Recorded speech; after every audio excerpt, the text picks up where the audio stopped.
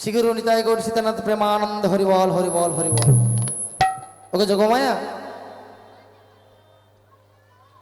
রাধে রাধে। তারপরে কি হলো মা?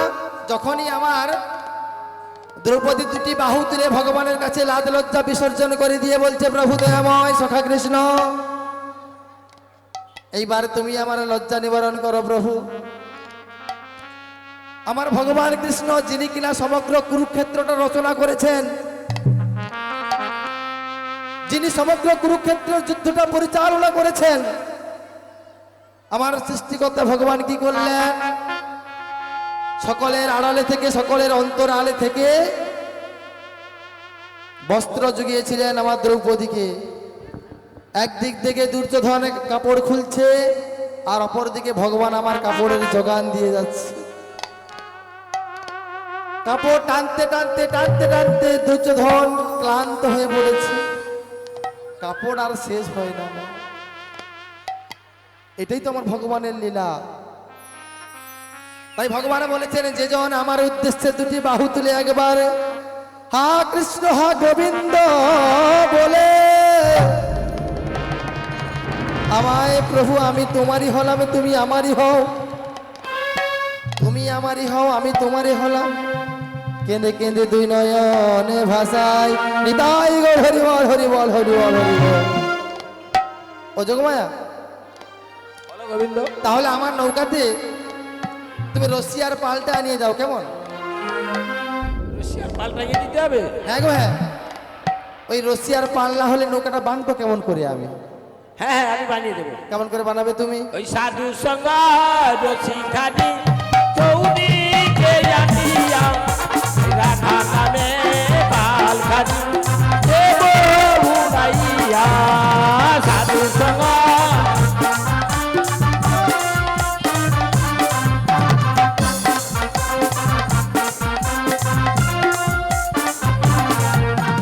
সাধু সঙ্গ রশি খানি চৌদিকে জানিয়া রাধা নামে পাল খানি দেব টাঙাইয়া।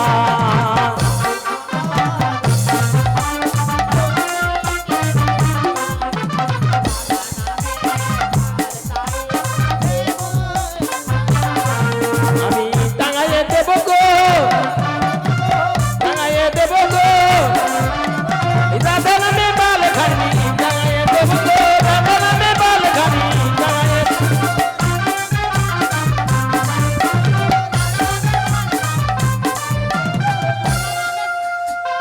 যোগমায়া, বলো গোবিন্দ, তুমি কেন বারবার সেই নামটা আমাকে মনে করিয়ে দিচ্ছ গো?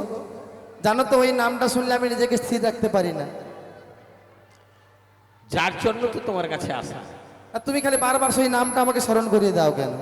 তুমি তো আমাকে স্মরণ করেছো, তোমার সেই প্রিয় সখীর সঙ্গে মিলন ঘটানোর জন্যই তো আমাকে স্মরণ করেছো। তাই আমি এসেছি তোমাকে বারবার তোমার মনে স্মরণ করিয়ে দিয়ে তোমার সঙ্গে সেই শ্রীমতী রাধারানীর মিলন ঘটানোর জন্য। ওকে যোগমায়া, বলো গোবিন্দ, তুমি আর দেরি না করে ওই জাপনগরের জুটিলার আঙিনা হতে আমার প্রিয় সখী, আমার প্রেমিকা শ্রীমতী রাধারানীকে আমার কাছে নিয়ে এসো। আমি যে তাকে ছাড়া আর স্থির থাকতে পারছি না গো যোগমায়া। ওগো গোবিন্দ, বলো। আমাকে তো এ বেশে সেই জুটিলার আঙিনায় যাওয়া চলবে না। আমাকে যেতে হলে বৃদ্ধ ব্রাহ্মণীর বেশ ধারণ করতে হবে। আমাকে এ পোশাকে গেলে তো চিনতে পারবে জুটিলা। তাই আমাকে আমার এই রূপ ত্যাগ করতে হবে। শোনো যোগমায়া, বলি শোনো। মাথার চুল পেকে যাবে, হাতে থাকবে অন্ধের যষ্টি, আর আমি ধাপতে ধাপতে ঠিক সেই জুটিলার আঙিনায় আমি পৌঁছে যাব তোমার প্রিয় সখী রাধারানীকে শোনো আনতে। যোগমায়া, বলো গোবিন্দ। এই আমার দিদিমার অবস্থা দেখেছো কেমন? হ্যাঁ হ্যাঁ হ্যাঁ চুলগুলো পেকে গেছে, হ্যাঁ কোথায় জানাতে পারছে না, না সাদা কাপড় পরেছে। হ্যাঁ তুমি এমনি ভাবে হ্যাঁ হ্যাঁ একটা সাদা কাপড় পরবে, চুলগুলো পেকে নেবে, আর যে ত্রিশূলটা রয়েছে না, হ্যাঁ, হ্যাঁ। ওই ত্রিশূলটাকে কি করবে, একটা লাঠিতে পরিণত করবে, হ্যাঁ আর ধেপে ধেপে শ্রীমতী রাধারানীর বাড়িতে যাবে। হ্যাঁ গো। যাওয়ার আগে এক কাজ করো যোগমায়া, তুমি আমাকে বাতাস আনিয়ে দাও। বাতাস? হ্যাঁ গো হ্যাঁ। ও আমি আনিয়ে দেবো গো। কেমন করে? ওই আজ বাতাস আসবে গো, ওই আজ বাতাস আসবে গো, ওই গুটি গুটি গুটি পায়ে আজ বাতাস আসবে গো, ওই গুটি গুটি গুটি পায়ে আজ বাতাস আসবে গো।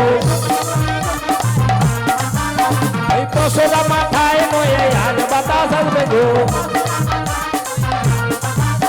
ওই পশরা মাথায় নয়ে আর বাতাস আসবে গো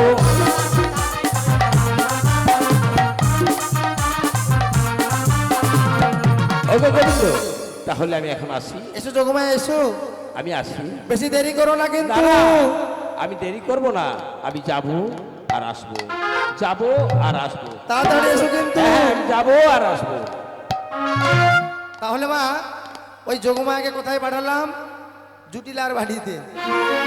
সেখানে আমার শ্রীমতী রাধারানী রয়েছে মা, তাকে আনার জন্য।